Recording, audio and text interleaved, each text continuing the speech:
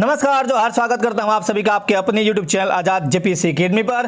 तो आज यहां पे है छोटा नागपुर काश्तकारी अधिनियम 1908 की प्रमुख धाराएं और ये आपका सीएनटी का लास्ट वीडियो है, राइट। इसके पहले मैं 3-4 पार्ट में आपको कुछ चीजें दिया हूं। सीएनटी एक्ट के जो इतिहास है उसको अलग, सीएनटी एक्ट क्या है, उसमें क्या क्या नियम कानून है वो अलग। तीसरा मैंने दिया था सीएनटी एक्ट से संबंधित जो अध्याय याद करने के ट्रिक है वो। अब ये आपका लास्ट पार्ट है, ठीक है। आपके 7th जेपीएससी एग्जाम को ध्यान में रखते हुए अब यहां पे देखिएगा, मैंने इसकी प्रमुख धाराओं को आपके एग्जाम्स में जो पूछे जाएंगे, पूछने की सबसे ज्यादा प्रबल संभावनाएं हैं, उसे ही रखा है।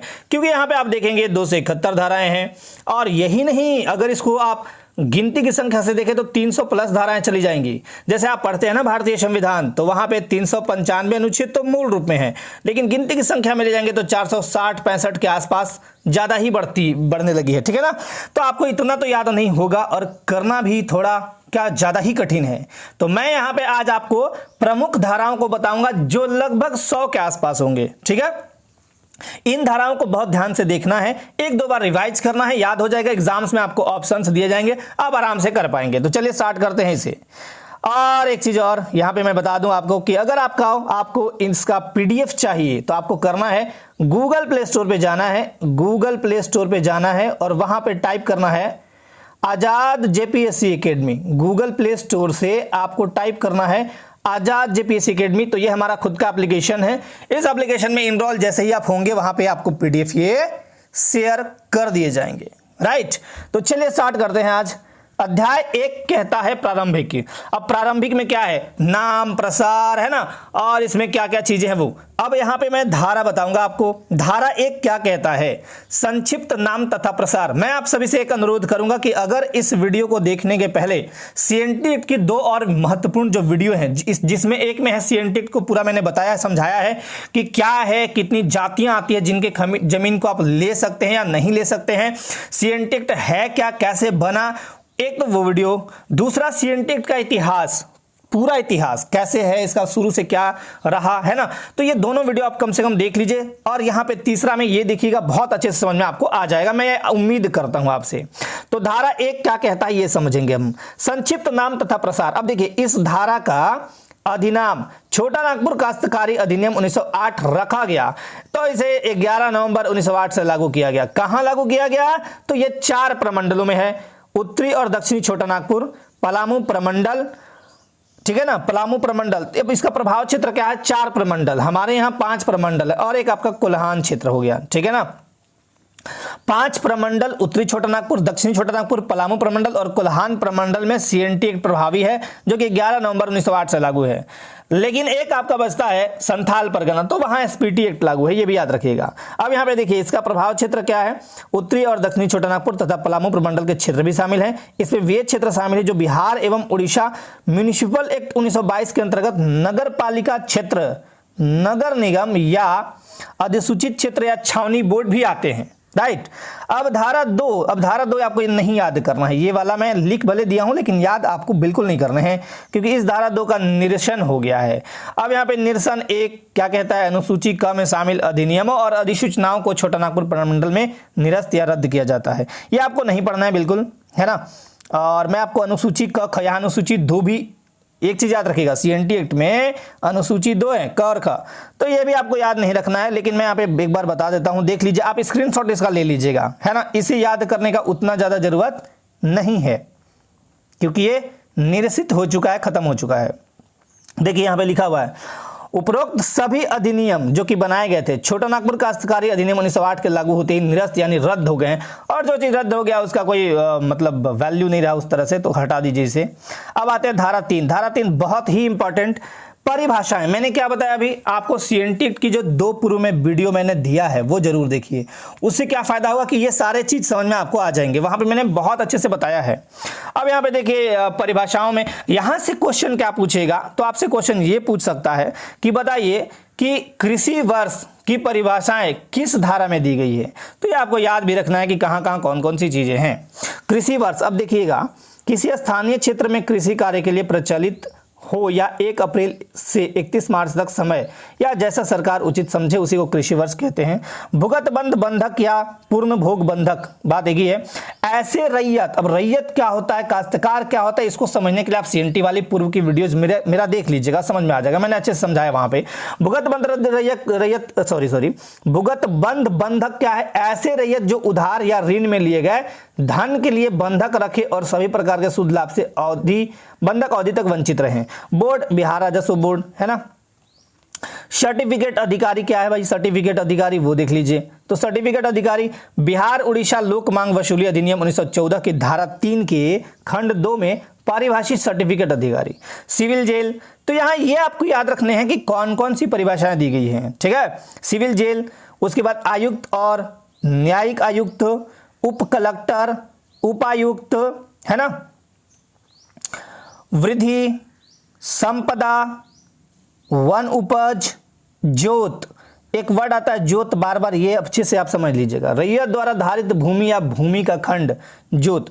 वन उपज क्या होगा, वन से प्राप्त होने वाले वन उत्पाद। कोड़कर क्या होगा, या कोड़कर एक ही बात है, वह भूमि खंड जिसे मुख्यतः धान की खेती के लिए कोड़कर चौरस बनाया गया। चौरस कैसा होगा, जैसे मान लीजिए कोई एक खेत इस तरह से है, इस तरह से है, मान लीजिए कोई खेत तो बहुत तरह के होते हैं, तो इसी को चौरस अगर बनाना हो मान लीजिए, तो चौरस का मतलब चारों तरफ से ऐसे कर दिया मैंने, है ना, चारों तरफ से मैंने इसको बहुत अच्छे से बना दिया। या इसी खेत को बनाना हो तो बहुत अच्छे से कट छट के बना दिया मैंने, ठीक है ना।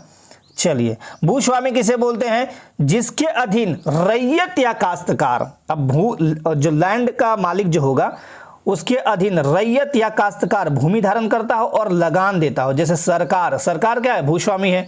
भूमि का एक्चुअल स्वामी कौन है, सरकार। जब चाहे छीन सकती है किसी से भी जमीन, लेकिन वैसे नहीं छीन सकती क्योंकि यहाँ पे लोकतंत्र है, ठीक है ना। लेकिन उस भूमि पर अगर सरकार को कुछ काम करना है तो वो ले सकती है किसी व्यक्ति से उतने पैसे देकर, और आपको देने पड़ेंगे। तो एक्चुअली मालिक कौन हुआ, सरकार। इसके अधीन कौन है, रैयत। रैयत ये का मतलब क्या हुआ कि आपके दादा परदादा जो जमीन लिए हैं वो रैयती जमीन। मैंने इसको बहुत अच्छे से समझाया। जंगल संपत्ति, मुंडारी, मुंडारी खुटकटीदार काश्तकारी, मुंडारी खुटकटीदार का हित। अब यहाँ पे देखिए मुंडारी खुटकटीदार भी है ना, मुंडाओं द्वारा जो बनाए गए वो थे खेत क्षेत्र।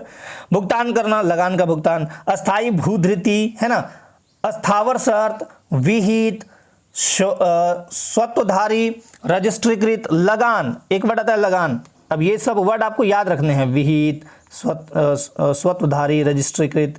लगान क्या है, रैयत के द्वारा भूस्वामी को भूमि के उपयोग के बदले दिया जाने वाला धन, ठीक है। मान लीजिए आपके परदादा है रैयत, ठीक, भूस्वामी कौन है, तो सरकार है।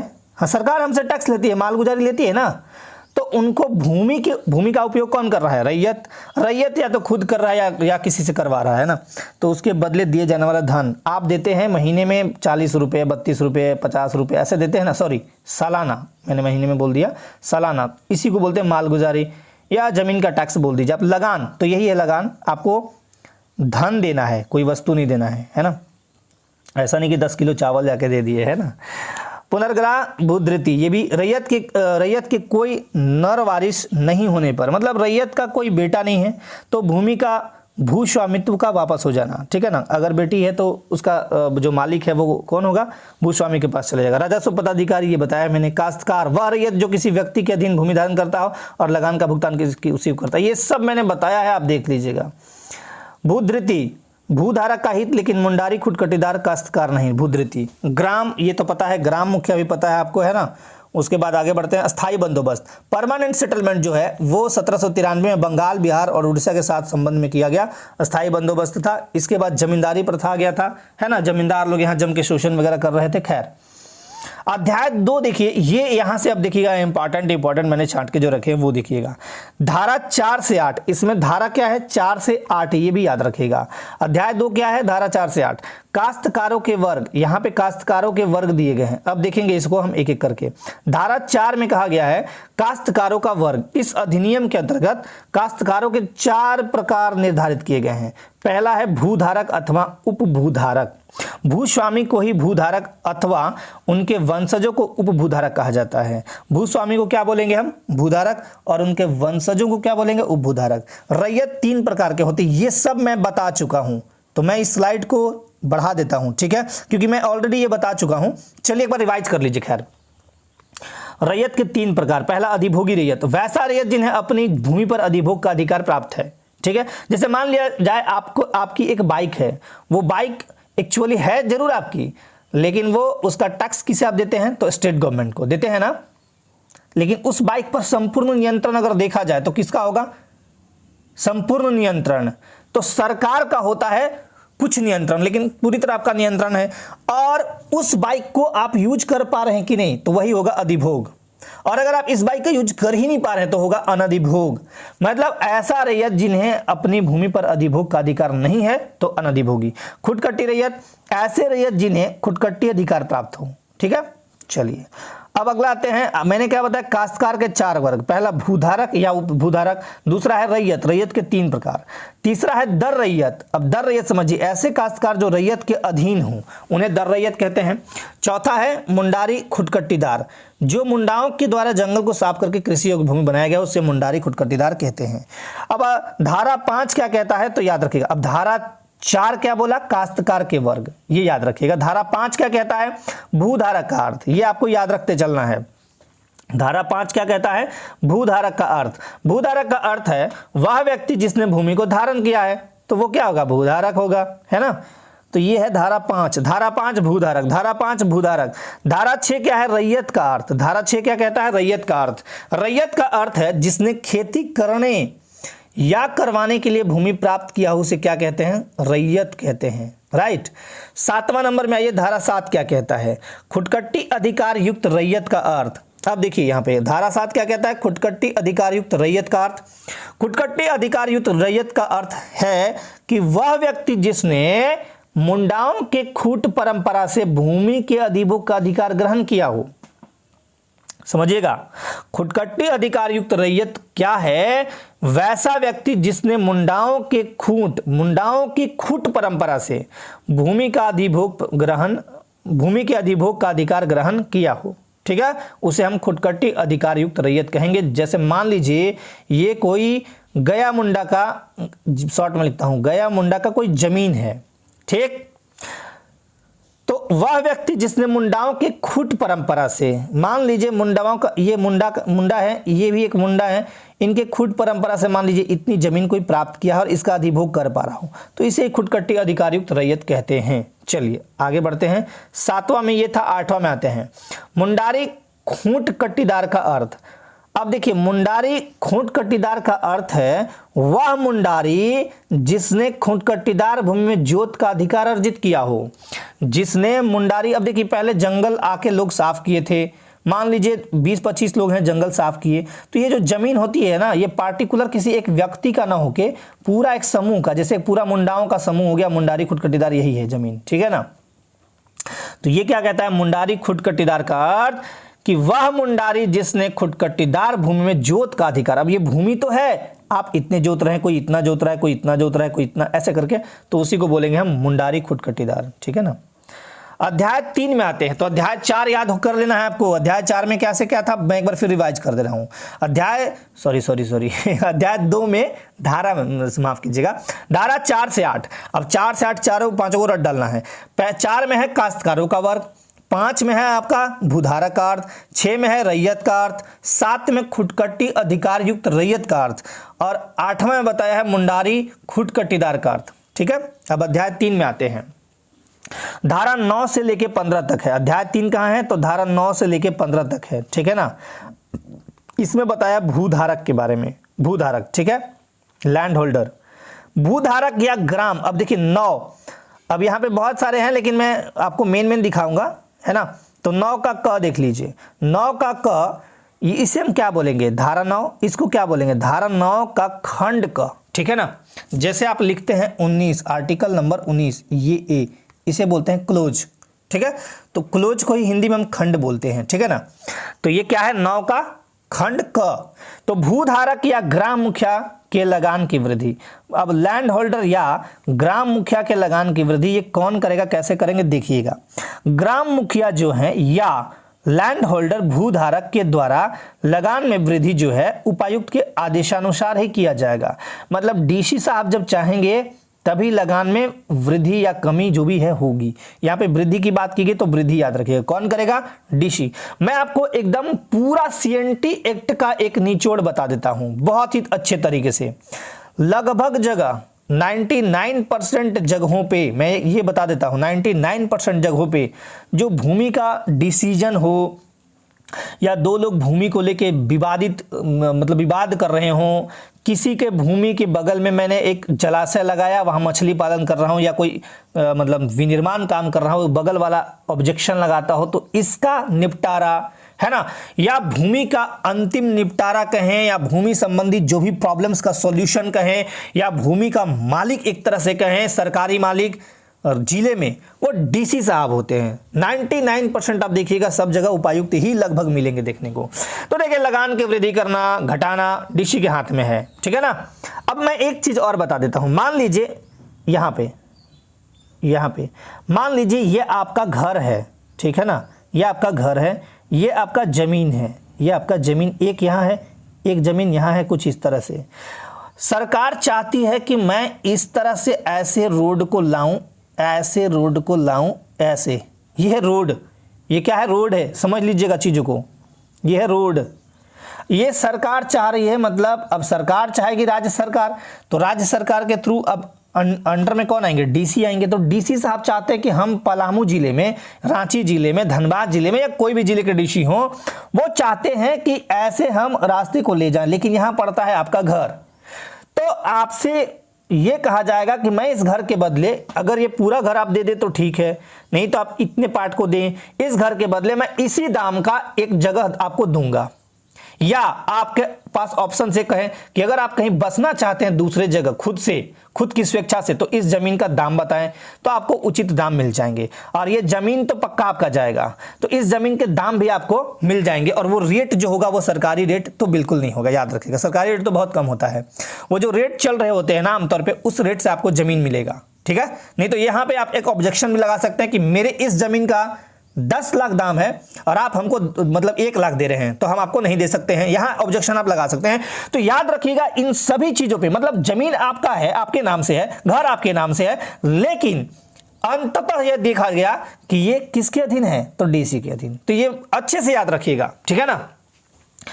अब 10 में चलते हैं। कतिपय यानी कुछ चीजों के लिए भूमिहारों का लगान वृद्धि के लिए दायी ना होना, ठीक है ना। अब समझिए, ऐसा कोई भूमिहार जिसकी भूमि छोटा नागपुर, यहाँ पे छोटा नागपुर कर लीजिएगा, माफ कीजिएगा, काश्तकारी अधिनियम 1869 के अनुसार, छोटा नागपुर काश्तकारी अधिनियम 1869 के अनुसार रजिस्टर में दाखिल हो, लगान वृद्धि का दायी नहीं होगा। ऐसा कोई भूमिहार जिसकी भूमि छोटा नागपुर काश्तकारी अधिनियम 1869 के अनुसार रजिस्टर में दाखिल हो, लगान वृद्धि का दायी नहीं होगा। धारा 10 ये याद कर लीजिएगा। चलिए धारा 11 में चलते हैं। भूधृतियों के कतिपय अंतरणों का रजिस्ट्रीकरण। जब किसी भूधृति या उसकी किसी भाग का अंतरण, उत्तराधिकार, विरासत, विक्रय, दान या विनिमय द्वारा किया जाए तो अंतरिति का नाम भूस्वामी के कार्यालय में रजिस्ट्रीकृत किया जाएगा।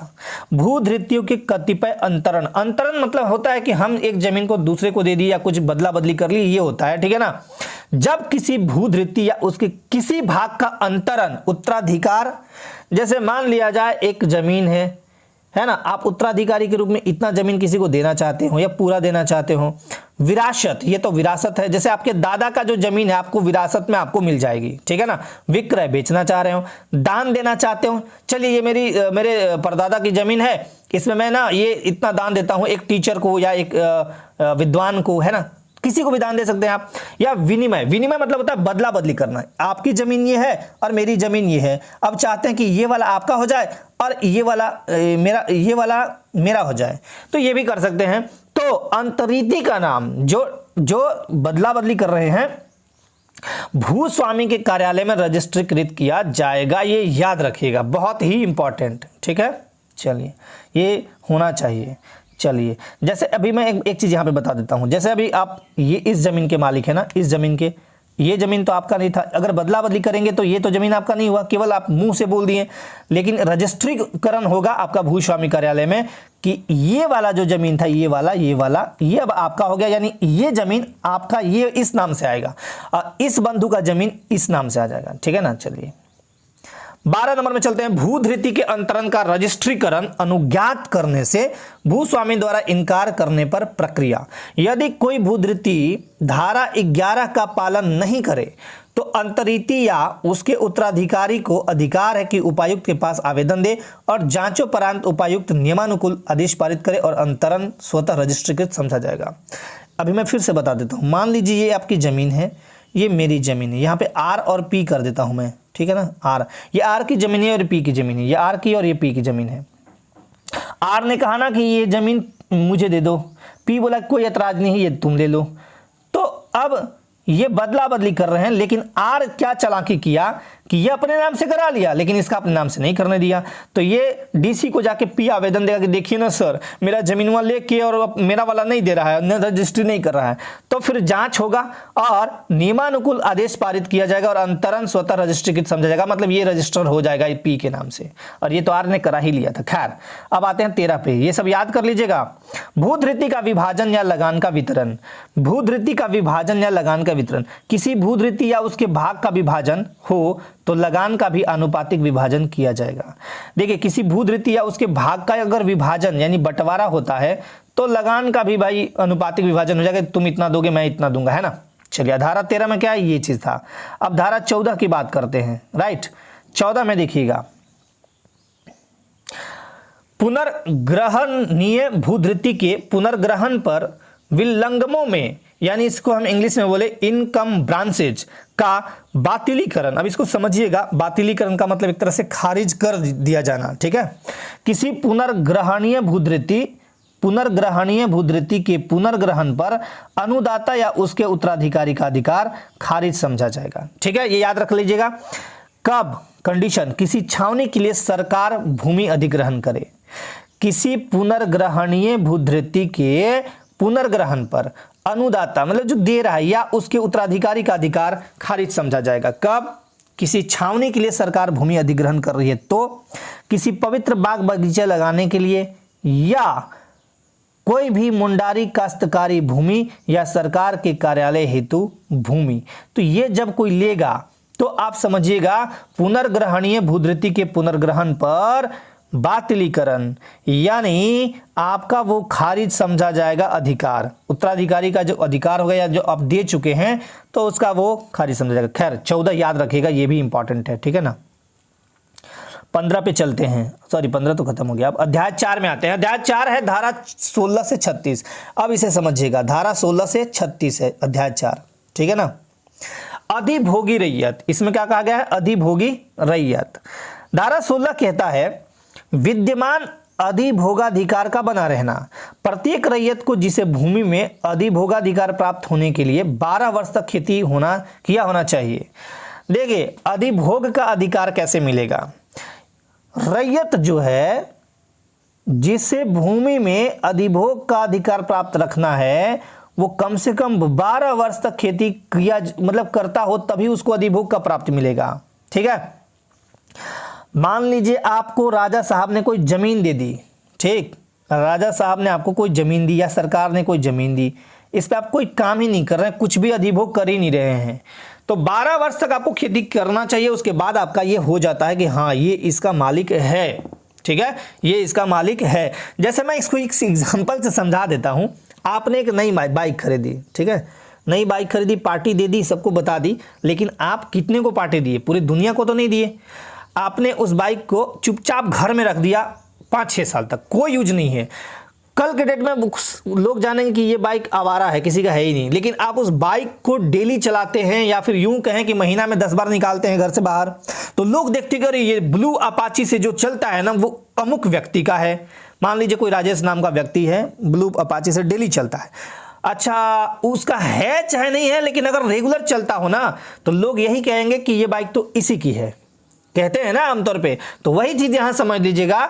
मैं थोड़े एग्जांपल को दूसरे वे में समझा दिया, यहां पे समझ लीजिएगा कि जमीन को यह 12 वर्ष तक खेती किए होने चाहिए, तभी आप अधिभोगाधिकार में रहेंगे, नहीं करेंगे तो नहीं रहेंगे। ठीक है, तो ये 16 कहता है धारा 16। धारा 17 समझिएगा, बंदोबस्त रैयत की परिभाषा, बंदोबस्त रैयत की परिभाषा धारा 17, ऐसा रैयत जिसने इस नियम के लागू होने के पूर्व या बाद में 12 वर्ष लगातार भूमि धारित किया हो उसे बंदोबस्ती रैयत माना जाएगा। ऐसा रैयत जिसने इस नियम के लागू होने के पूर्व या बाद में 12 वर्ष लगातार भूमि को धारण किया हो उसे सेटलमेंट रैयत माना जाएगा। ठीक है, बंदोबस्ती रैयत माना जाएगा, ये याद रखिएगा, बहुत इंपॉर्टेंट, सुपर इंपॉर्टेंट। 17, 18 पे चलते हैं। कतिपय दशाओं में यानी कुछ दशाओं में भूमिहारों तथा मुंडारी खुटकट्टीदारों का बंदोबस्त रैयत होना।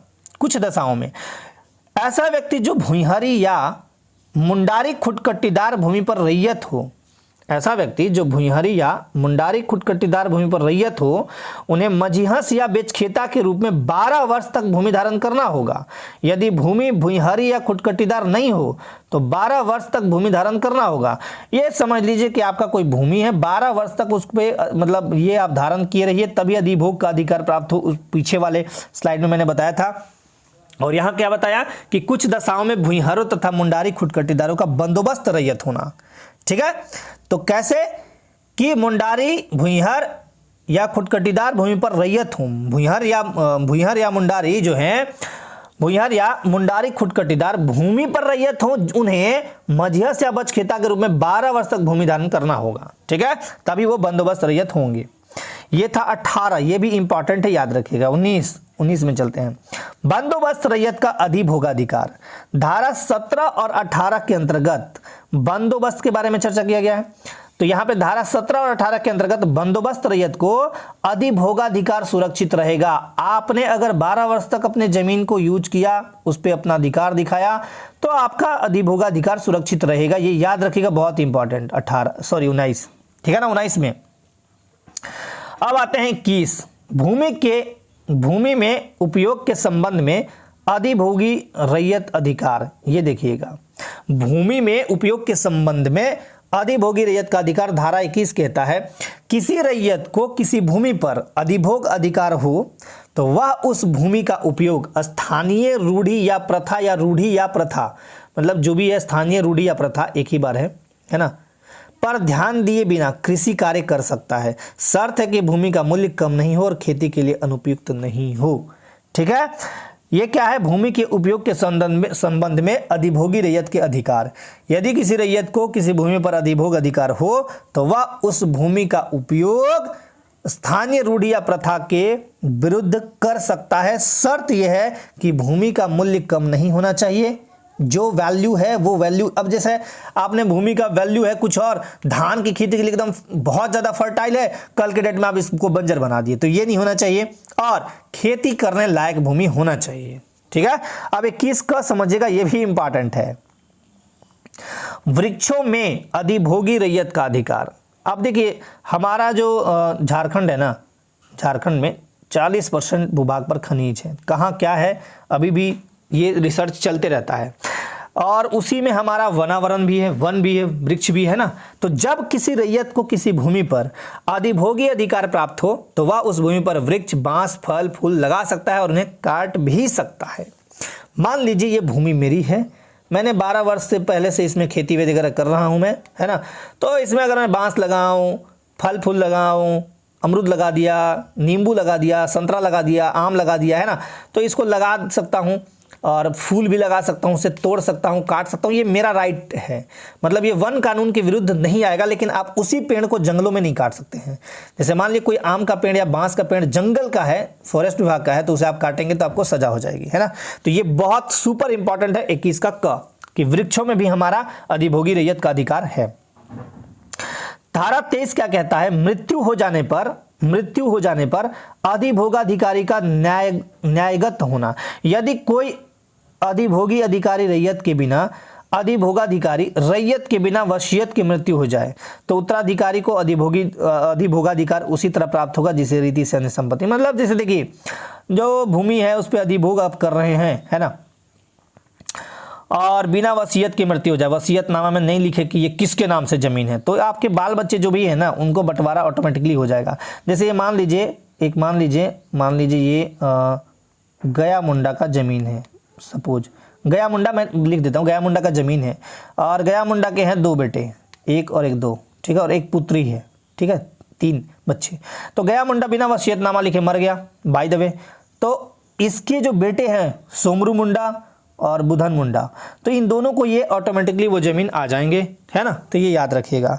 23 का क क्या कहता है वो समझिए। अधिभोगी जोतों के, ये भी इंपॉर्टेंट है, याद रखिएगा। अधिभोगी जोतों के कतिपय अंतरणों का रजिस्ट्रीकरण यदि स्थानांतरित किया जाए तो उसे रजिस्ट्रीकृत कराना होगा।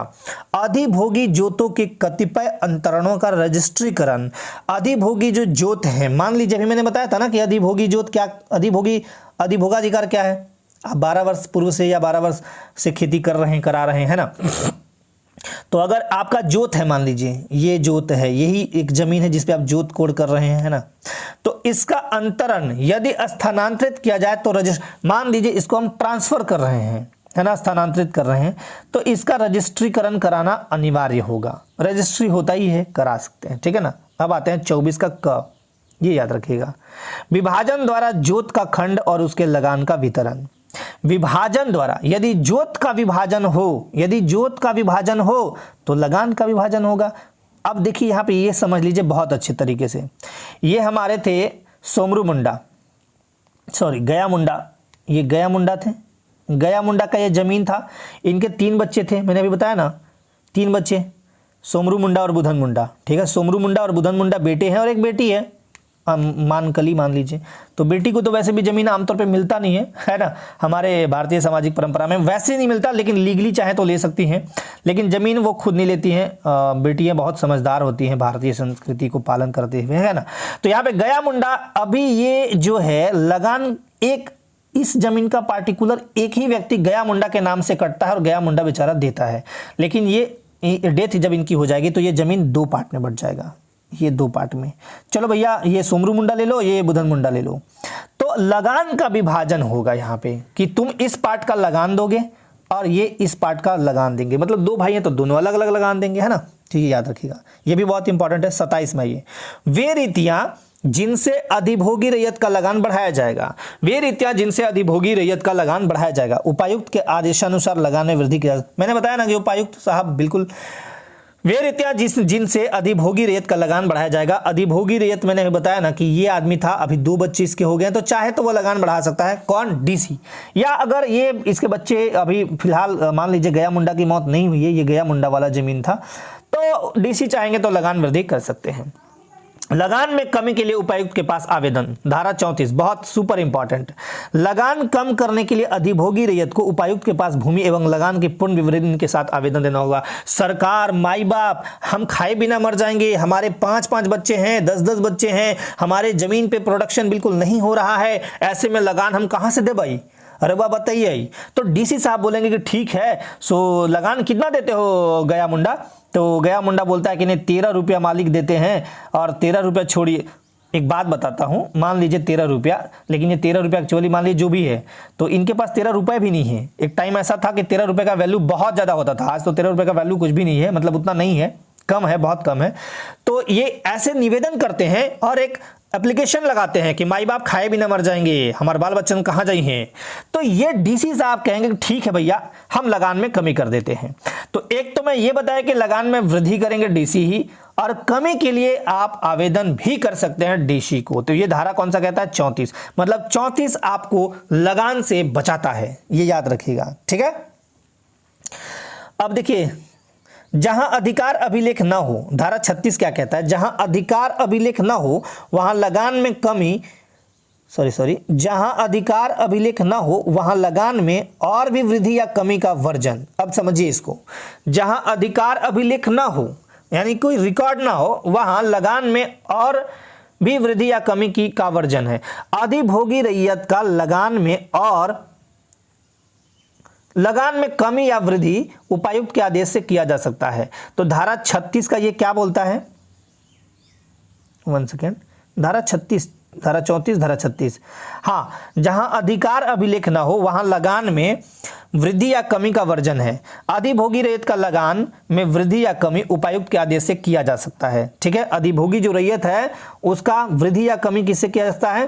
तो डीसी के आदेश से। तो एक चीज याद रखिएगा, 36 क्या बोला कि हम प्लस भी कर सकते हैं, माइनस कर सकते हैं। और मैं आपको यहां पे दिखा दूं, लगान में कमी केवल माइनस, माइनस बोलिएगा 34 और प्लस बोलिएगा 27। तो प्लस माइनस ये हुआ प्लस वाला, लगान में वृद्धि, ये हुआ लगान में कमी, ठीक है। 34 और 36 क्या बोलता है कि दोनों कर सकते हैं डीसी साहब ही, यहाँ पे दोनों।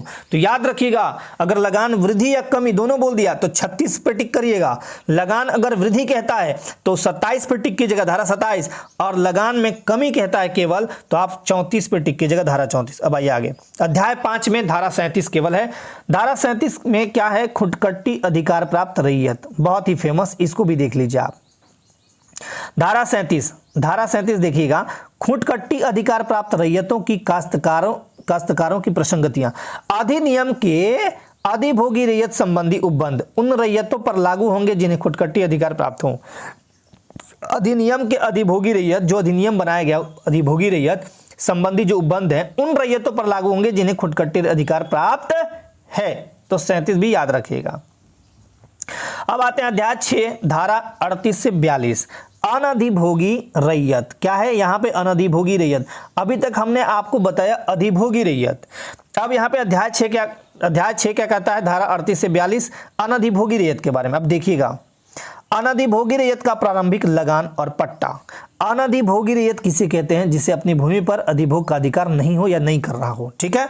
तो उसका लगान और पट्टा मैंने बताया क्या होता है, किसी स्थानीय रूढ़ि या प्रथा के अंतर्गत अनधिकारी रैयत जब अधिभोग में शामिल हो तो लगान के भुगतान का दायी होगा। जो अनधिकारी रैयत है वह जब अधिभोग में शामिल हो, मतलब मान लीजिए मेरे पास ये पावर नहीं है कि हम अधिभोग करें लेकिन फिर भी कर रहे हो, तो हम क्या हुए, अनधिकारी रैयत हुए। तो लगान में के भुगतान का हम दायी होंगे क्योंकि हम अधिभोग कर रहे हैं ना।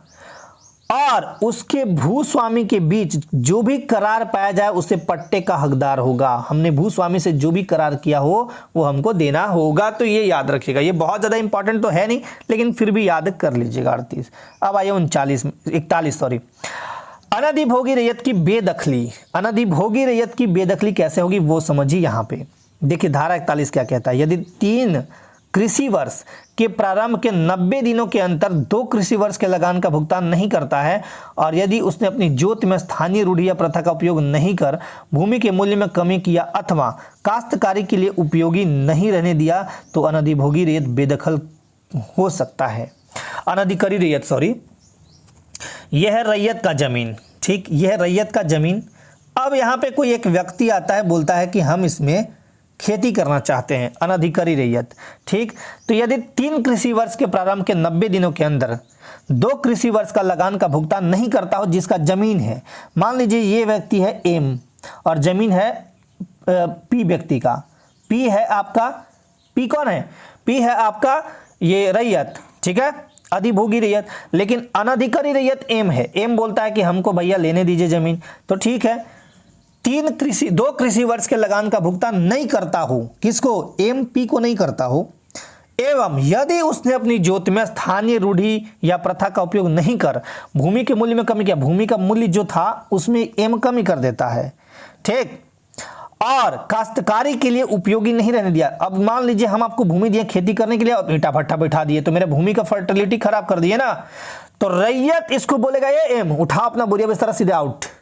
यही आपका धारा 41। अब आते हैं धारा 42। यदि अनधिभोगी रैयत उचित और सामयिक लगान के भुगतान की सहमति देने से इनकार करे तो भूस्वामी उसे बेदखल कर सकता है। अनधिभोगी रैयत उचित और सामयिक मतलब नहीं बोलते हैं कि उचित दाम बताइए, उचित लगान का भुगतान और जो सहमति हुआ है वो नहीं देता है तो भूस्वामी बोलेगा जाओ तुम घर, वो उसे बेदखल कर सकता है। धारा ये 42 कहता है। चलिए अध्याय 7 में आते हैं, धारा 43 छूट प्राप्त भूमियां। यहां पे क्या है, छूट प्राप्त भूमियां, ये याद रखिएगा, छूट प्राप्त भूमियां, ठीक है। 43 क्या कहता है ये देखिएगा, भूस्वामी की विशेष अधिकार युक्त भूमि तथा कतिपय अन्य भूमियों में अधिभोगाधिकार के अर्जन का तथा उन पर अध्याय 6 के लागू होने का वर्जन, ठीक है। अब देखिएगा, भूस्वामी की विशेष अधिकार युक्त भूमि तथा कतिपय अन्य भूमियों में अधिभोगाधिकार के अर्जन का तथा उन पर अध्याय 6 के लागू होने का वर्जन सरकार या स्थानीय प्राधिकार या रेलवे कंपनी या छावनी के लिए अधिगृहित भूमि लगान भूमि लगान में छूट रहेगी। मतलब अगर कोई भूमि है उस पर रेलवे लेती है ना, स्थानीय कोई प्राधिकार लोकल सेल्फ गवर्नमेंट लेती है, या कोई हमारा झारखंड सरकार कोई ज़मीन ले लिया, ठीक है, छावनी के लिए हम ले लिए, तो उसका लगान वगान नहीं देना होगा धारा 43 के तहत। सुपर इंपॉर्टेंट, ये याद रखिएगा, ठीक है। अध्याय 8 यह है धारा आपका 44 से 51। अध्याय 8 कहाँ है? तो धारा 44 से 51 याद रखिएगा। धारा 44 से 51 में है जोतों और भूधृतियों के पट्टों और अंतरण, इसके बारे में बताया गया। पट्टे और अंतरण, जोतों और भूधृतियों के पट्टे और अंतरण के बारे में अध्याय 8 में धारा 44 से 51 तक बताया गया। और ये बहुत ही इंपॉर्टेंट, धारा 44 से 51 तक बहुत बढ़िया। पिछला बार जेपीएससी पूछी थी यहां से प्रश्न। चलिए धारा 44 समझिए। रैयत का पट्टे का अधिकार होना, प्रत्येक रैयत अपने भूस्वामी से पट्टा प्राप्त करने का अधिकारी होगा, ठीक है। पट्टे में सभी बातें जैसे भूमि का क्षेत्रफल, वार्षिक लगान, भुगतान की किस्तें, अन्य शर्तें उल्लिखित होती हैं। रैयत का, प्रत्येक रैयत अपने भूस्वामी से पट्टा प्राप्त करने का अधिकारी होगा। याद रखिएगा, पट्टे पे आप जमीन ले सकते हैं। चलिए यह है 44, ठीक है। तो देखिए यहाँ पे एक चीज याद रखिएगा, धारा 44 में दोनों 4-4 सेम है, ठीक है ना, दोनों 4-4 सेम है, तो आपको समान अधिकार है पट्टा लेने का, बस ये याद रखिएगा। भूस्वामी का प्रतिलेख वचनबद्ध के लिए हकदार होना, धारा 45 क्या कहता है? पट्टे के बदले में भूस्वामी रैयत से प्रतिलेख वचनबद्ध पाने का हकदार होगा। पट्टे के बदले में भूस्वामी रैयत से प्रतिलेख वचनबद्ध पाने का अधिकार होगा। हमने आपको पट्टा दिया, चलो भाई हमने आपको ये जमीन पट्टे पे दिया, ठीक है ना, डीसी साहब पट्टे पे दे दिए जमीन आपको, किस काम के लिए चाहिए? तो चलिए हमको यहाँ पे मुर्गी पालन के लिए चाहिए, मुर्गी पालन इस जमीन पे, तो मुर्गी पालन के लिए चाहिए। और कल के डेट में देख रहे हैं कि आप यहाँ पे फैक्ट्री लगवा रहे हैं, तो जेलो चल जाइएगा, है ना, ऐसा नहीं होगा। तो वचनबद्ध, आप वचनबद्ध वचन दीजिए कि आप मुर्गी ही पालन कीजिएगा, दूसरा काम नहीं कीजिएगा। यानी पट्टे पर वही जमीन, पट्टे पे जो जमीन दी जाता है जिस उद्देश्य के लिए, वही उद्देश्य वहां दिखाना होता है और वही काम करने होते हैं। ऐसा नहीं, जैसे आप यूं समझ लीजिए ना, आप जब लोन लेते हैं ना, लोन कई लोगों को देखिएगा, लोन लिए ना बैंक से, तो बैंक पूछती है कि किस काम के लिए आपको लोन चाहिए। तो आपने बोला कि मुझे दुकान लगाने हैं, और आप उस पैसे से मतलब अपने दोस्तों को खिला पिला रहे हैं, घूम रहे हैं, बाइक खरीद रहे हैं, तो फिर जेल भी हो जाएगा। मतलब एक तो आपसे बैंक पैसे लेगी, और उल्टे काम के लिए आता है, फिर इंस्पेक्टर आता है, वो फिर आपको पकड़ के अलग ही निपटा देगा, है ना। तो धारा 45 याद रखिएगा, ठीक है। धारा 46 क्या कहता है? रैयतों, अब ये बहुत इंपॉर्टेंट है, धारा 46 सुपर इंपॉर्टेंट। अब इसमें कई खंड भी हैं, वो दिखाऊंगा मैं। रैयतों द्वारा अपने अधिकारों के अंतरण पर प्रतिबंध, रैयतों द्वारा अपने अधिकारों के अंतरण पर प्रतिबंध। रैयत अपने अधिकार का ट्रांसफर करेगा, इस पर प्रतिबंध लगाएगा। रैयत अपनी जोत या उसके किसी भाग को बंधक, विक्रय, दान, एग्रीमेंट अथवा स्थानांतरण किसी भी हद तक मान्य नहीं होगा। लेकिन अब समझिए, ये बहुत ही इंपॉर्टेंट है।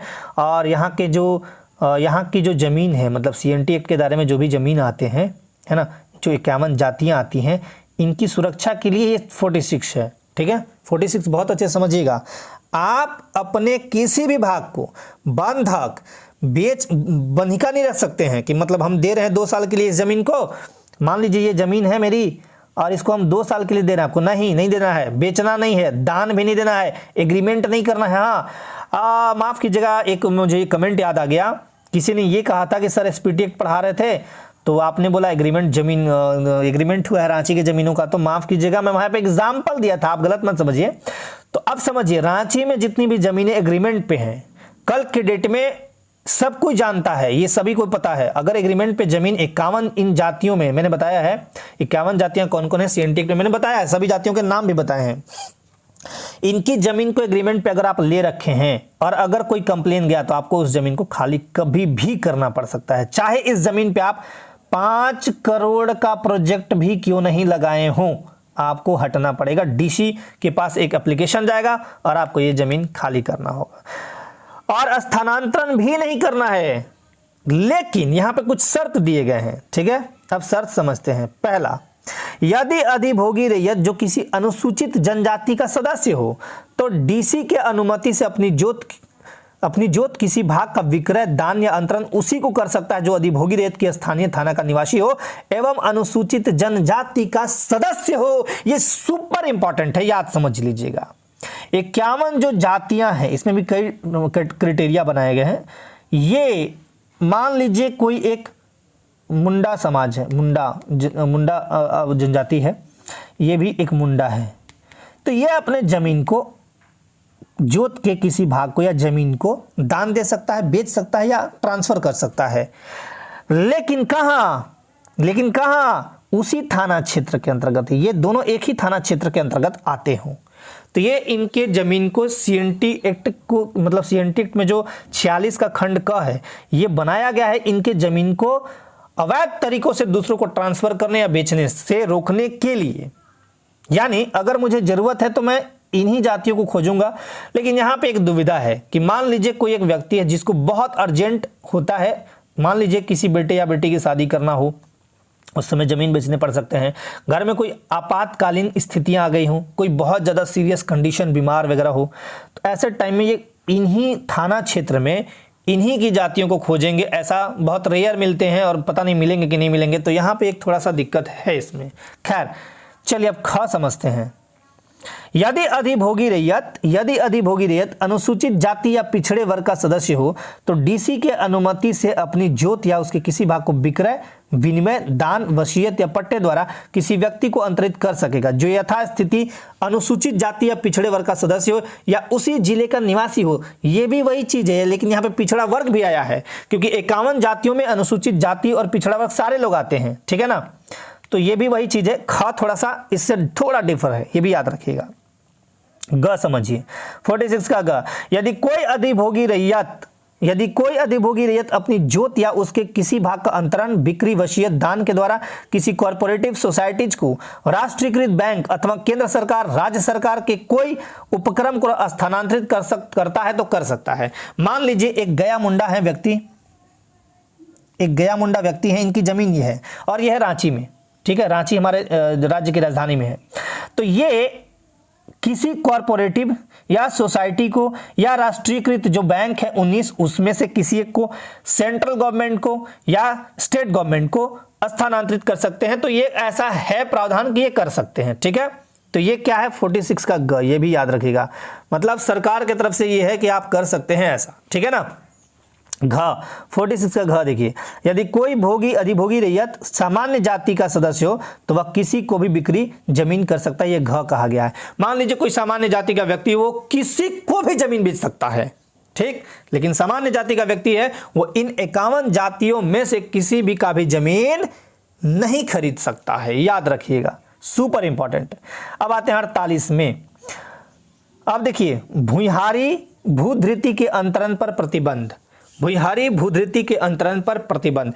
किसी भूइहारी कुटुंब का कोई भी सदस्य छोटानागपुर भूधृति अधिनियम 1869 के अंतर्गत किसी भूइहारी भूधृति का या उसके भाग का अंतर्गत नहीं करता है, अंतर्ग्रहण नहीं करता है, लेकिन इस नियम की धारा 46 का क, ख एवं ग इसमें शामिल नहीं है। तो ये भी आप याद रखिएगा 48, ठीक है। 49 में चलते हैं। कुछ प्रयोजनों के लिए यानी कतिपय प्रयोजनों के लिए अधिभोग, जोत या भूइहारी एवं भूधृति का अंतरण धारा 46, 47 एवं 48 के अंतर्गत कोई भी भूइहारी खूट का सदस्य अपने जोत या भूधृति का स्थानांतरण कर सकता है। देखिए कुछ प्रयोजनों के लिए अधिभोगी जोत या भूइहारी एवं भूधृति का अंतरण हो सकता है। धारा 46, 47, 48 के अंतर्गत कोई भी भूइहारी खूट का सदस्य अपने जोत या भूधृति का स्थानांतरण कर सकता है। ये मैंने आपको बता भी दिया 49 में, याद रखिएगा। 50 देखिएगा, 50 कतिपय प्रयोजनों के लिए यानी कुछ प्रयोजनों के लिए भूस्वामी द्वारा भूधृति का जोत का अर्जन धारा 46 एवं 47 के अंतर्गत, धारा 46 एवं 47 के अंतर्गत मतलब जो आवेदक है उसके द्वारा आवेदन करने पर भूमि के अर्जन करने का आदेश दिया जा सकता है, ठीक है। भूमि का अर्जन करना हो तो आप आवेदन दीजिए, हो सकता है ऐसा। तो धारा 50 ये कहता है, 50 उतना इंपॉर्टेंट है नहीं। खैर 46 बहुत इंपॉर्टेंट है, उसका सब याद कर लीजिएगा। 51 में आते हैं। अंतरण की सूचना के बिना भूतपूर्व स्वामी को दिए गए लगान के लिए अभिधारी भूस्वामी के हित के अंतरिति के प्रतिदायी नहीं होगा। ये उतना इंपॉर्टेंट है नहीं, है ना, बट आप एक बार इसको देख लीजिएगा खाली ऐसे ही। चलिए 52 में चलते हैं। अब आते हैं अध्याय 9। 51 क से लेकर 52 से 63 तक है लगान के बारे में साधारण उपबंध। क्या है यहाँ पे? लगान के बारे में साधारण उपबंध। धारा 51 का क भी देखना है और 52 से 63 तक हमें देखना है यहाँ पे अध्याय 9 में। अब आइए धारा 51 का क कहता है लगान के बारे में साधारण उपबंध। अब देखिए लगान के बारे में साधारण उपबंध, लगान की स्थिरता के बारे में उपधारणाएं, लगान का भुगतान। तो लगान के बारे में साधारण उपबंध 51 क में है। 52 में देखिए किस्त, लगान का भुगतान एक कृषि वर्ष में 4 सामान्य किस्तों में तिमाही जमा होगा। मतलब 3-3 माह पे आपको पूरे साल में जमा कर देने हैं किस्त, ठीक है। लगान का भुगतान, किस्त आपका कैसा रहेगा, तो 3-3 महीने पे एक बार रहेगा। अब देखिए धारा 53 क्या कहता है, ये याद कर लीजिएगा। 52 में है किस्त, किस्त कैसे रहेगा, तो तिमाही रहेगा, ठीक है। चलिए लगान का भुगतान कैसे करेंगे, तो तिमाही 3-3 महीने पे। लगान भुगतान की रीतियां, लगान का जमा माल कचहरी में किया जाना चाहिए तथा लगान की राशि भूस्वामी या अभिकर्ता के द्वारा उपायुक्त के यहाँ किया जाएगा। लगान की राशि भूस्वामी या अभिकर्ता के द्वारा उपायुक्त के यहाँ किया जाएगा। आप याद रखिएगा कि डीसी साहब के यहाँ जनता दरबार भी लगते हैं और वो जुडिशियल मजिस्ट्रेट भी होते हैं। मतलब उनको बोलते हैं ना डीएम, डिस्ट्रिक्ट मजिस्ट्रेट बोलते हैं, ठीक है। चलिए 54 में देखिए, लगान तथा उसके ब्याज के लिए रसीद। धारा 54 क्या कहता है, लगान और उस पर देय ब्याज की राशि का भुगतान करने पर रसीद निःशुल्क प्राप्त करने का अधिकार रहेगा। धारा 54, जैसे मान लीजिए हम लगान दिए, अब उस पर कुछ टैक्स हो गए। जैसे समझिएगा इसको, बिजली बिल आता है ना, बिजली बिल समझिएगा, बिजली बिल। तो बिजली बिल हर महीने आपको घर में दिया जाता है। आपने 3 साल तक बिजली बिल जमा नहीं किया, तो अब उस पर टैक्स लगेगा, और टैक्स जो होगा है ना, ब्याज होगा, वो भी ब्याज आप दीजिए और एक बार 3 साल का जाकर जमा कीजिए फिर, तो आप इसका रसीद निःशुल्क प्राप्त कर सकते हैं। तो लगान और उसके ब्याज के लिए जो रसीद होगी वो निःशुल्क प्राप्त आप कर सकते हैं। 55 समझिए, धारा 55, उपायुक्त के न्यायालय में लगान का निक्षेप। यदि रसीद कोई देने से इनकार करे तो उपायुक्त के न्यायालय में चले जाइए, आवेदन दे दीजिए, ये आदमी मुझे ये रसीद नहीं दे रहा है, तो फिर डीसी साहब समझेंगे, है ना। 55 के बाद अब 59 देखिए, भूधारक की बेदखली और बकाये के कारण पट्टे का रद्द किया जाना। अब देखिए, यदि किसी भूधारक के यहाँ लगान बकाया हो तो उसके पट्टे को रद्द किया जा सकता है। धारा 59, बहुत बढ़िया। मान लीजिए आपको मैंने पट्टा दिया था मुर्गी पालन के लिए, ठीक है। इस जमीन का जो लगान होगा वो तो आप देंगे ना, लेकिन आप मुर्गी को चराने और मुर्गी को खिलाने में इतने व्यस्त हो गए या फिर जानबूझ के लापरवाही किए और आप लगान दे ही नहीं रहे हो, ठीक है ना, बकाया हो, तो आपका पट्टा रद्द, अब घर जाइए, ठीक है ना। 59 में यही है। अब 61 में आते हैं, 61 में, वास्तु रूप में देय लगान का रूपांतरण। कोई अधिभोगी रैयत यदि लगान फसल के रूप में जमा करना चाहे तो उसके लिए उपायुक्त के यहाँ आवेदन जमा करना होगा।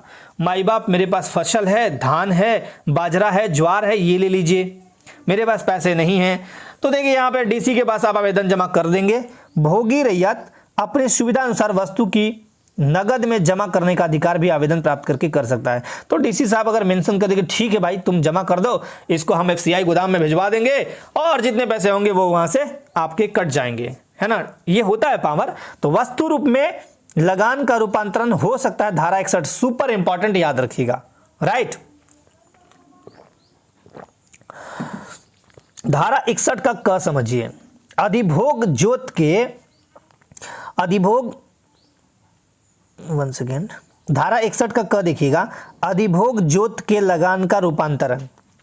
धारा 61 का क कहता है, यदि राज्यपाल अधिसूचना के द्वारा आदेश दे तो उपायुक्त अधिभोगी रैयत के पक्ष में लगान का रूपांतरण कर लगान के रूप में कर सकता है। अधिभोग जोत के लगान का रूपांतरण यदि राज्यपाल एक अधिसूचना के द्वारा आदेश दे जिला में डीसी को, तो उपायुक्त अधिभोगी रैयत के पक्ष में लगान का रूपांतरण लगान के रूप में कर सकता है, ये याद रखिएगा। धारा 9 का क, सॉरी माफ कीजिएगा, अध्याय 9 का क, ठीक है, अध्याय 9 का क। देखिए यहाँ पे अध्याय की बात करें तो मैंने बताया था ना 2 अध्याय जुड़े हैं, तो अध्याय की संख्या कितनी हो गई, 21, अगर ऐसे देखें तो, है ना, लेकिन अध्याय कितने हैं, 19 ही है ना। अब अध्याय 9 का क क्या कहता है, यहाँ देखिए 9 का क, जहां अध्याय 9 का क तो फिर 63 का क ख, बस इतना याद रखिएगा, 63 का क ख। बंजर भूमि का बंदोबस्त। अब देखिए बंजर भूमि का भी सेटलमेंट करेंगे ना हम, तो चलिए करते हैं। 63 का क क्या कहता है, बंजर भूमि का बंदोबस्त पट्टे द्वारा किया जाना। अब देखिए बंजर भूमि है, वो किसी के हक में नहीं है तो सरकार के हक में होती है। राज्य सरकार बंजर भूमि का बंदोबस्त विहित प्रपत्र में, प्रपत्र है ये, विहित प्रपत्र में पट्टे या अमलनामा के द्वारा किया जाएगा राज्य सरकार के द्वारा, जिसकी 2 प्रति बनेगी, पहला जाएगा रैयत को और दूसरा जाएगा डीसी के पास। यदि बंजर भूमि का बंदोबस्त पट्टे द्वारा हो रहा हो तो एक तो रैयत को जाएगा और दूसरा डीसी को जाएगा। ठीक है, अब समझिए धारा 63 का क ये कहता था, धारा 63 का ख क्या कहता है ये समझ लीजिए। बंदोबस्त को अपास्त यानी रद्द किया जाना, बंदोबस्त की 5 वर्षों की अवधि तक खेती नहीं की गई हो अथवा धारा 46 के उल्लंघन होने पर 63 क के अंतर्गत बंदोबस्त को रद्द किया जा सकता है। मान लीजिए हम पट्टा पे आपको दिए थे, आपने उस पे कोई 5 वर्ष तक खेती ही नहीं की, आपने तो बोला कि बंजर है इसको हम फर्टाइल बना देंगे, हम इसमें ये कर देंगे वो कर देंगे, आपने कुछ नहीं किया, तो इसको हम इस पट्टे को रद्द कर देंगे और ये जो जमीन है बंजर भूमि वो कहाँ चली जाएगी, सरकार के पास। चलिए 63 का समझ गए। अब अध्याय 10 में आते हैं, है ना। 10 धारा 64 से 75। अब देखिएगा अध्याय 10 धारा 64 से 75 ये क्या कहता है। भूस्वामी तथा काश्तकार के लिए प्रकीर्ण उपबंध, कुछ उपबंध किए गए हैं वो समझेंगे। देखिए धारा 64 क्या कहता है वो समझ लीजिए। उपायुक्त यानी डीसी की अनुज्ञा से भूमि का कुरकर में संपरिवर्तन।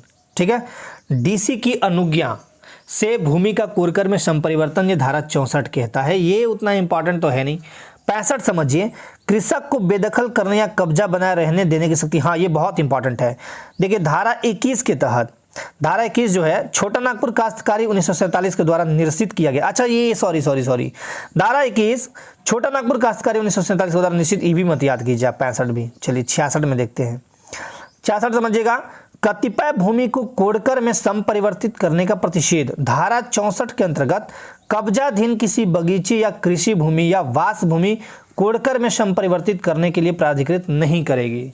कतिपय यानी कुछ भूमि को कोड़कर में संपरिवर्तित नहीं कर सकते हैं। धारा 64 के अंतर्गत कोई कब्जाधीन बगीचा है या कृषि भूमि है या रहने योग्य भूमि है तो उसको कोड़कर में संपरिवर्तित करने के लिए प्राधिकृत नहीं करेगी। ठीक है, धारा 67 में आते हैं। 67 समझ लीजिए, कोरकर में अधिभोगाधिकार। अब कोरकर में अधिभोगाधिकार ऐसे रैयत जो जोत धारण करता हो और भूमि कोड़कर में परिवर्तित हो लेकिन 12 वर्ष तक की खेती नहीं की गई हो तो भूमि पर अधिभोगाधिकार होगा।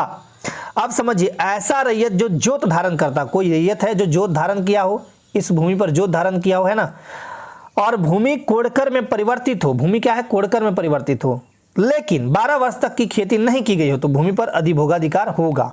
ऐसा नहीं कि नहीं होगा, होगा, है ना, तो ये याद रखिएगा। 67 का क्या कहता है ये समझिए। कोड़कर में समपरिवर्तित भूमि के लगान का निर्धारण, है ना। कोई रैयत की भूमि कोड़कर में समपरिवर्तित हो तो उस पर लगान तब तक भुगतान नहीं होगा जब तक कृषि वर्ष में पहली फसल की कटाई नहीं की गई हो और उसके अंत के 4 वर्षों की अवधि समाप्त नहीं हुई हो। देखिए कोड़कर में संपरिवर्तित भूमि के लगान का निर्धारण, कोई रैयत की भूमि कोड़कर में संपरिवर्तित हो, मान लीजिए कोई रैयत की भूमि है ये कोड़कर में संपरिवर्तित हो गई, ठीक है, तो उस पर लगान तब तक भुगतान नहीं होगा जब तक कृषि वर्ष में पहली फसल की कटाई की गई हो और उसके अंत के 4 वर्षों की अवधि समाप्त नहीं हुई हो, तो ये तब तक ऐसा होगा। 67 का क कहता है। 71 में आते हैं, सुपर इंपॉर्टेंट, विधि विरुद्ध बेदखल किए गए काश्तकार को कब्जे में प्रतिस्थापित करने की शक्ति उपायुक्त के पास होगी। विधि विरुद्ध मतलब जो कानून है उसके विरुद्ध बेदखल कर दिए गए काश्तकारों को कब्जे में प्रतिस्थापित करने की शक्ति डीसी में निहित होगी। मान लीजिए कोई ये भूमि था, कोई रैयत का, इस पे कोई काश्तकार कुछ खेती वगैरह कर रहा था, तो उसको विधि विरुद्ध मतलब बिना नियम कानून के आप भगा दिए, हटा दिए, तो डीसी को प्रतिस्थापित करने की पावर होगी यहाँ पे, ठीक है। 71 का ये याद रखिएगा। अब आते हैं 71 क में। 71 क क्या कहता है, विधि विरुद्ध अंतरित भूमि पर अनुसूचित जनजातियों के सदस्यों को कब्जा प्रत्यावर्तित करने की शक्ति उपायुक्त में अंतर्निहित रहेगी। यहाँ पे काश्तकार वर्ड यूज किया गया है, याद रखिएगा 71 में, और 71 क में क्या है, अनुसूचित जनजाति बोला गया है, यानी एसटी बोला गया है। तो विधि विरुद्ध अंतरित भूमि पर एसटी के सदस्यों को कब्जा प्रत्यार्पित करने की शक्ति उपायुक्त में अंतर्निहित रहेगी। धारा 71 का ये भी याद रखिएगा। धारा 71 का ख क्या कहता है, शक्तियां, यदि कपटपूर्ण तरीके से कोई भूमि अंतरित की जाए तो जांच के उपरांत कपट करने वाले को दंड स्वरूप 3 वर्ष की सजा और 1000 रुपये जुर्माना या दोनों लगेगा, और ये डीसी साहब निर्धारित करेंगे, ये भी याद रखिएगा।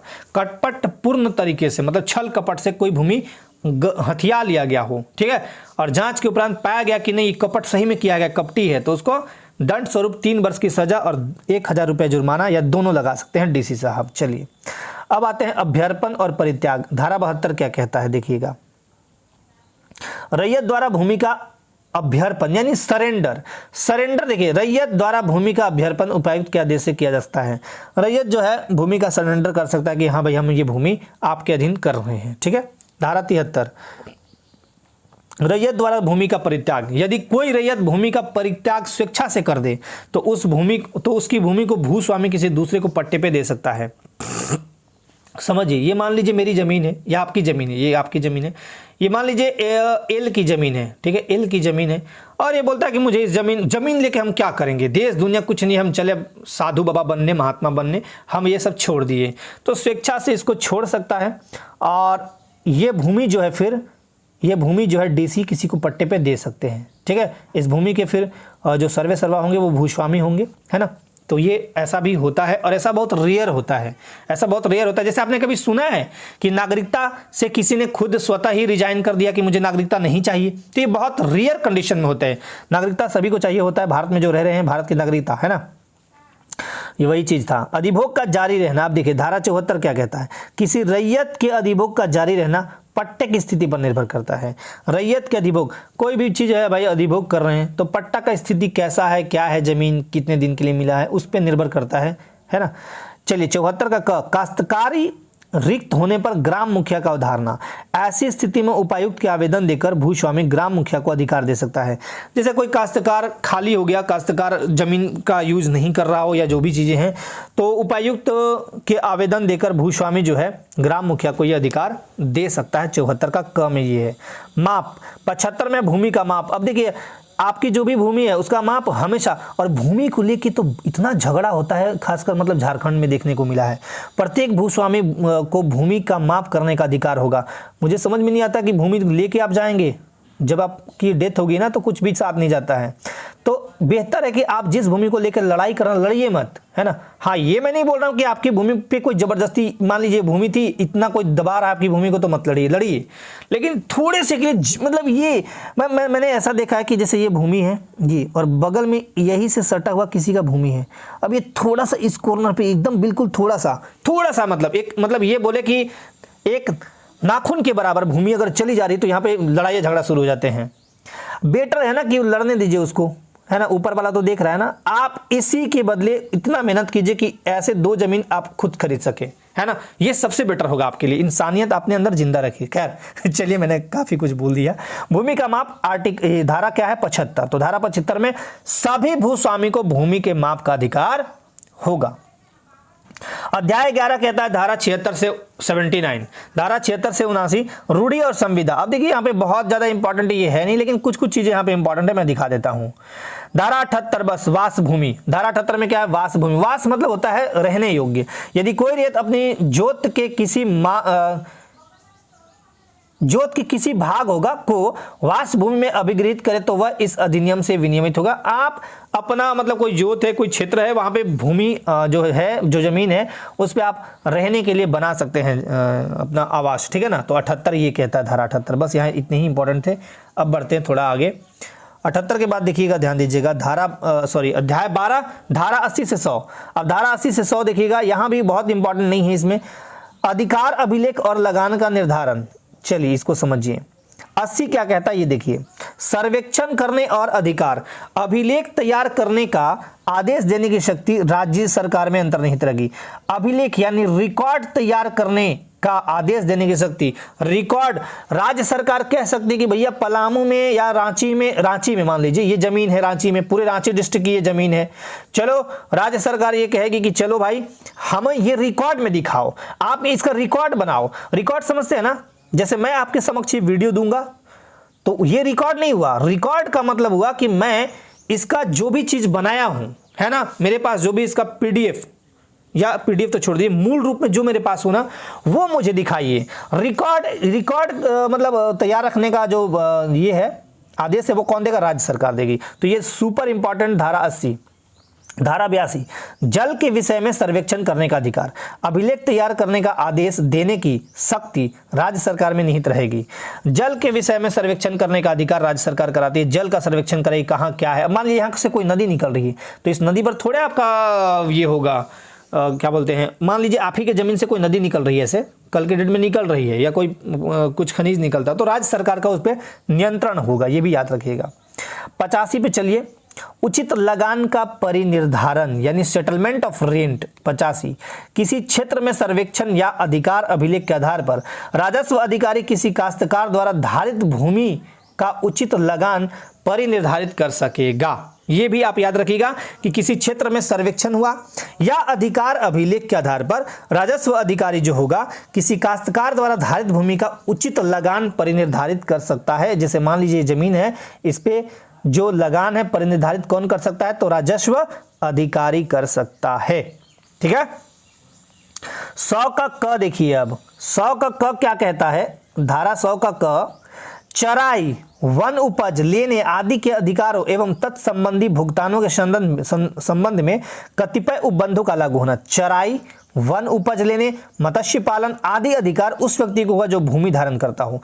ये भूमि मेरी है, समझिएगा। यहाँ पे मान लीजिए भूमि मेरी है तो यहाँ पे हम पशु को चरा रहे हैं, मान लीजिए यहाँ पे हम कुछ क्षेत्र लगाए हैं, वन मतलब ये पेड़ पौधा तो वो ले सकते हैं, मछली पालन कर सकते हैं, तो हमारा जो भूमि ये धारण हम किए हैं हमारा ये अधिकार होगा। तो ये 100 का ये बहुत इंपॉर्टेंट, ये भी याद रखिएगा। अब आते हैं हम अध्याय 13। अध्याय 13 है धारा 101 से 117। थोड़ा परेशान हो रहे हैं क्या आप सभी? अब बहुत ज़्यादा नहीं है, थोड़ा ही बचे हैं क्योंकि उधर सबसे इंपॉर्टेंट थे, इधर वाले कुछ अब देखिएगा कैसे जल्दी जल्दी हम लोग क्रॉस करते हैं। कम ही है बचे हुए, टेंशन मत लीजिए, जल्दी खत्म हो जाएगा। अध्याय 13 धारा 101 से 117 भूमि संबंधी शर्त और उनका रूपांतरण और अभिलेख। भूमि संबंधी कुछ शर्त रखे गए हैं, रूपांतरण यानी रूप में अंतर, मतलब भूमि भाई कैसे है, क्या उसमें अंतर कर रहे हैं, और रिकॉर्ड, इसके बारे में हम पढ़ेंगे धारा 101 से 117। देखिए यहाँ पे अब धारा 105 क्या कहता है, इसमें दो इंपॉर्टेंट। धारा 105 भूमि संबंधी शर्तों का स्वेच्छा से रूपांतरण के लिए उपायुक्त को आवेदन देना होगा। भूमि संबंधी शर्तों का स्वेच्छा से हमको रूपांतरण करना है। ठीक है, हमको कोई रूपांतरण करना है, जैसे मान लीजिए हम भूमि में कल के डेट में हम ईटा भट्ठा बैठाना चाहते हूं या कुछ भी करना चाहते हो अपनी भूमि में, तो हम डीसी को आवेदन देकर ऐसा काम कर सकते हैं। जैसे मान लिया हम आज अनाज उगाते हैं और कल के दिन मुझे कुछ और उगाने हैं, तो ये ऐसा कर सकते हैं। तो ये 105 में। 106 में क्या है, रूपांतरण सहित या रहित भूमि संबंधी शर्तों को अभिलिखित करने की शक्ति राजस्व पदाधिकारी अथवा उपायुक्त के अधीन होगा। अब देखिए जो शर्त है उसको अभिलिखित यानी रिकॉर्डेड करने की शक्ति राजस्व पदाधिकारी या डीसी के अधीन होगा, 106 कहता है। चलिए अध्याय 14 118 से 126 यहाँ क्या कहता है, भूस्वामी है ना कि विशेषाधिकार युक्त भूमि का अभिलेख, भूस्वामियों का विशेष अधिकार युक्त जो भूमि है उसका रिकॉर्ड। तो देखिए यहाँ पे 118 119 ये दो ही इसमें इंपॉर्टेंट है। अब देखिए 118 क्या कहता है, ये भूस्वामियों की विशेषाधिकार युक्त भूमि की परिभाषा, वैसे भूमि जिसे भूस्वामी स्वयं अपने या अपने सेवकों से या भाड़े के मजदूरों द्वारा जोतता हो। ठीक है, यहाँ पे जोतता हो, ठीक है ना, वैसी भूमि जिसे भूस्वामी स्वयं अपने या अपने सेवकों से या भाड़े के मजदूरों द्वारा जोतता हो, वही है भूस्वामियों की विशेषाधिकार युक्त भूमि। ठीक है, तो 118 में परिभाषा है। 119 क्या कहता है ये समझ लीजिए, भूस्वामी की विशेषाधिकार युक्त भूमि का सर्वेक्षण और अभिलेख का निर्देश देने की शक्ति राजस्व अधिकारी को है। ठीक है, सर्वेक्षण कौन करेगा, राजस्व अधिकारी। अभिलेख का निर्देशन कौन देगा, तो ये राजस्व अधिकारी। ठीक है, चलिए अध्याय 15 में आते हैं जो कि 127 से 134 तक है। 127 से 134 और यहाँ पे क्या कहा गया है, अधिकार अभिलेख तथा खूट कट्टीदार अधिकार वाले रैयत, ग्राम मुखिया तथा अभिधारियों के अन्य वर्गों की बाध्यताएं, ये बताया गया है। अब यहाँ पे देखेंगे हम 127, इसमें एक ही इंपॉर्टेंट है 127, बस आपको यही याद कर लेने हैं, अधिकार। ठीक है ना, अधिकार अभिलेख या खुटकट्टी अधिकार वाले रैयत, ग्राम मुखिया तथा अभिधारियों के अन्य वर्गों की बाध्यताएं यहाँ ये बताई गई है। ठीक है। अधिकार अभिलेख या खुटकट्टी अधिकार वाले रैयत, ग्राम मुखिया तथा अभिधारियों के अन्य वर्गों की बाध्यताएं। राजस्व अधिकारी खुटकट्टी रैयत, ग्राम मुखिया एवं रैयतों के अन्य वर्गों पर उचित लगान निर्धारित करेगा, ये याद रखिएगा, ठीक है। जो रेवेन्यू ऑफिसर होगा वो खुटकट्टी रैयत, ग्राम मुखिया और रैयत के अन्य वर्गों पर उचित लगान निर्धारण करेगा, ये धारा आपका 127 कहता है, ठीक।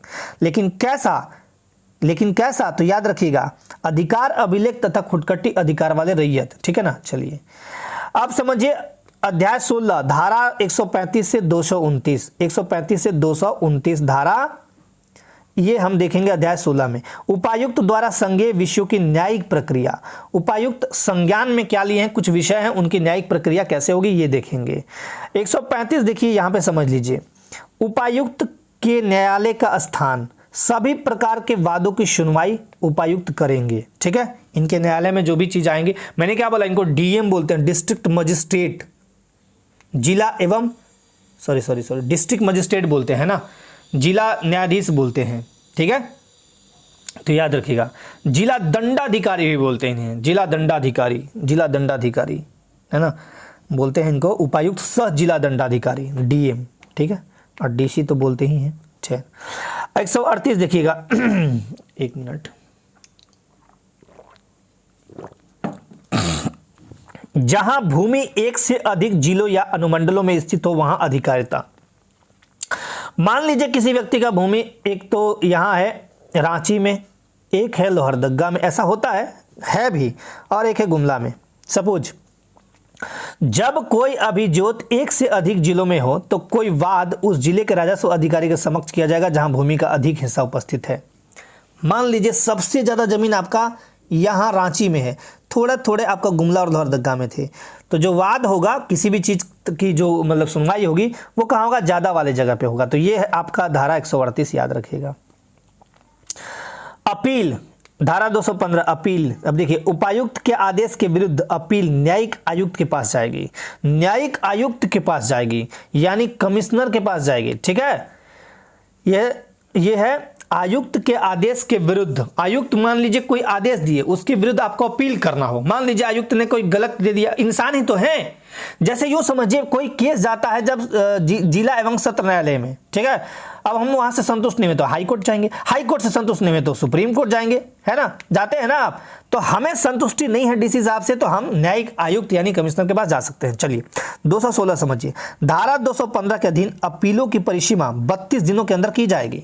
अपीलों की परिसीमा कितने, 32 दिनों के अंदर, ये भी याद रखिएगा, ये बहुत इंपॉर्टेंट है दोनों। चलिए अब आते हैं आगे, अध्याय 16 का क और धारा 229 का क, ये एक ही चीज है, ये भी बहुत ज्यादा इंपॉर्टेंट तो है नहीं। बिहार और उड़ीसा लोक मांग वसूली अधिनियम 1914 के अधीन लगानों की वसूलों की संक्षिप्त प्रक्रिया, हाँ ये थोड़ा सा याद रखिएगा। बिहार और उड़ीसा लोक मांग वसूली अधिनियम 1914 के अधीन लगानों की वसूली की संक्षिप्त प्रक्रिया। धारा 229 क क्या कहता है ये समझिए, कतिपय दशाओं, कुछ दशाओं में प्रमाण पत्र प्रक्रिया के अधीन लगान के बकाये की वसूली की जाएगी। कुछ दशाओं में प्रमाण पत्र प्रक्रिया के अधीन, जो प्रमाण पत्र है उस प्रक्रिया के प्रोसेस के अधीन लगान के बकाये की वसूली की जाएगी। चलिए आगे बढ़ते हैं, अध्याय 17 है ना, 230 से 238 आपको देखना है यहाँ पे, जिसमें है परिसीमा, ठीक है ना, परिसीमा। ये देखिए आप, लिमिटेशंस जिसको हम बोलेंगे। चलिए अब यहाँ पे दो है आर्टिकल 12 में बोल रहा हूँ, माफी चाहता हूँ, सेक्शंस। धारा 237, जोत का कब्जा वापस पाने के लिए आवेदन की परिसीमा 3 वर्ष के अधीन, ठीक है। जोत का कब्जा, मान लीजिए ये मेरा जोत था, अब कोई इसको कब्जा लिया तो वापस पाने के लिए आवेदन की परिसीमा 3 वर्ष के अधीन, मतलब 3 साल के अंदर मेरा सारा कुछ फरिया दिया जाएगा, है ना। 238 क्या कहता है, ग्राम मुखिया द्वारा कब्जे की वापसी के लिए वादों या आवेदनों की परिसीमा। ग्राम मुखिया द्वारा अगर कब्जा किया गया तो उसकी वापसी के लिए वादों और आवेदनों की परिसीमा, धारा 238। अध्याय 18, लगता है कि हम नजदीक पहुंच रहे हैं ना, आप लोग बड़े खुश हो रहे होंगे, जल्दी सर खत्म कर दे ताकि जल्दी जल्दी ये हो जाए। जल्दी नहीं करना है, आराम से इसको सीखना है। मैंने जितने भी अध्याय में जो धाराएं बताई हैं, है ना, जो भी धाराएं बताई हैं उसको 2-3 बार रिपीट कीजिए, याद हो जाएगा। एग्जाम के दृष्टिकोण से काफी छांटे हुए और इंपॉर्टेंट हैं वो सेक्शंस, ठीक है। 239 से 256 ये याद रखिएगा, ठीक है, यहाँ क्या बताया है, तो मुंडारी खुट कट्टीदारों के विषय में विशेष उपबंध, स्पेशल प्रोविजंस यहाँ पे रखे गए हैं। धारा 240 कहता है मुंडारी खुट कट्टीदार काश्तकारियों के अंतरण पर प्रतिबंध। मुंडारी खुट कट्टीदार काश्तकारियों के अंतरण नहीं कर सकते हैं जमीन का अंतरण आप, ठीक है। 241 समझिए, धारा 241 कुछ प्रयोजनों के लिए अंतरण धार्मिक एवं शैक्षणिक प्रयोजनों के लिए अथवा खैराती के लिए अंतरण किया जा सकता है। अब जैसे धार्मिक काम के लिए, शैक्षणिक प्रयोजन के लिए, या खैरात नहीं बोलते, खैरात में बांट दो, खैरात मतलब कि मुफ्त में बांट दो, तो ऐसा अंतरण किया जा सकता है कुछ प्रयोजनों के लिए, जैसे मैंने बता दिया। धारा 242 क्या कहता है, ऐसी काश्तकारी का विधि विरुद्ध कब्जा प्राप्त करने वाले व्यक्ति की बेदखली उपायुक्त बेदखल कर सकता है। विधि विरुद्ध अगर कब्जा प्राप्त करने वाले की बेदखली ये उपायुक्त कर सकते हैं, ठीक है। 242 अध्याय 19 अब आ गया लास्ट, है ना, 257 से 271, ठीक है। अनुपूरक उपबंध, है ना, सप्लीमेंट्री प्रोविजंस, संयुक्त भूस्वामी। अब देखिएगा, पहला तो है खर्च के बारे में। धारा 262 सरकार द्वारा कार्यवाहियों में किए जाने वाले खर्च का जमा किया जाना, ये बताया गया है, ये उतना इंपॉर्टेंट नहीं है, ध्यान दीजिएगा। साक्ष्यों एवं दस्तावेजों का पेश किया जाना, साक्ष्यों और दस्तावेजों का पेश किया जाना 263, ये भी इंपॉर्टेंट उतना नहीं है। शक्तियां 269 धारा कहता है एक राजस्व अधिकारी से अन्य राजस्व अधिकारी के पास वादों का अंतरण, हाँ ये ठीक है, ये इंपॉर्टेंट है। एक राजस्व अधिकारी अगर है तो दूसरे राजस्व अधिकारी के पास कुछ वादों का अंतरण यानी ट्रांसफर हो सकता है, ठीक है। 270 क्या कहता है, उपायुक्तों और उप कलेक्टरों पर नियंत्रण, सुपर इंपॉर्टेंट। 270 हम उपायुक्त यानी डीसी और उप कलेक्टर पर नियंत्रण कैसे करेंगे, तो धारा 270 के तहत। ये भी तो कुछ गड़बड़ी कर सकते हैं लोग, है ना। चलिए, विशेष अधिनियमितियों की व्यावृत्ति, क्या बताया गया है, विशेष अधिनियमितियों की व्यावृत्ति। धारा 271 क्या कहता है, ये समझिए। विशेष, ये इंपॉर्टेंट नहीं है लेकिन मैं पढ़ देता हूं एक बार। विशेष अधिनियमितियों की व्यावृत्ति का कहता है किसी विधि द्वारा यथा परिभाषित बंदोबस्त पदाधिकारियों की शक्तियां और कर्तव्य जो इस अधिनियम द्वारा स्पष्ट रूप से निर्देशित हो, या ख में जो इस अधिनियम द्वारा या तो स्पष्ट रूप से या अनावश्यक विविक्षा द्वारा निश्चित। ये इंपॉर्टेंट नहीं, मत पढ़िए इसको, ये आपके एग्जाम्स के हिसाब से, दृष्टिकोण से इंपॉर्टेंट है भी नहीं, ठीक है। अब मैं यहाँ पे कुछ बातें आपसे कह दूं, है ना। देखिए, सीएनटी एक्ट को लेके जो भी आपके मन में दुविधाएं हों, पहले मैं बता देता हूं, उसके बाद आपकी जो भी दुविधाएं हों आप कमेंट करिएगा। सीएनटी एक्ट की मैंने जो वीडियोज़ बनाए हैं वो मैं बता देता हूं। पहला वीडियो था सीएनटी एक्ट क्या है, उसका पूरा डाटा था। सीएनटी एक्ट किन किन जातियों पे इम्प्लीमेंट होता है, कहाँ कहाँ ये 18 जिलों में है, 4 प्रमंडलों में है, कब बना, कौन बनाया, कैसे बना, है ना, सर्वे क्या हुआ, सारे कुछ हैं उसमें। दूसरा जो वीडियो है वो है हिस्ट्री वाला, इसका सीएनटी एक्ट का हिस्ट्री मतलब इतिहास। तीसरा है आपका सीएनटी एक्ट का अध्याय और धारा याद करने का ट्रिक।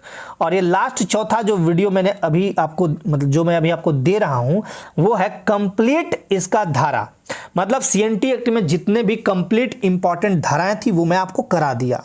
तो ये तो थे मेरे काम। आपके काम अब क्या है, इस सीएनटी एक्ट को हर उस व्यक्ति तक पहुंचाइए जो 7th जेपीएससी का एग्जाम दे रहा हो, ठीक है, ताकि उसको एग्जाम में मदद मिले। ठीक, पहली बात तो ये। दूसरी बात कि इस सीएनटी एक्ट का जो धारा का वीडियो जो ये वाला है, इसको आप 1 या 2 बार और देखिएगा तो लगभग चीजें आपके दिमाग में आ जाएंगी। टेंशन नहीं लेना है, एग्जाम की तैयारी में लगे रहिए। बाकी कोई दिक्कत हो तो आप मुझे कमेंट कर सकते हैं, ठीक है। तो आप सभी को इस वीडियो के लिए और आपके एग्जाम्स के लिए गुड लक और बहुत बहुत धन्यवाद। जय हिंद।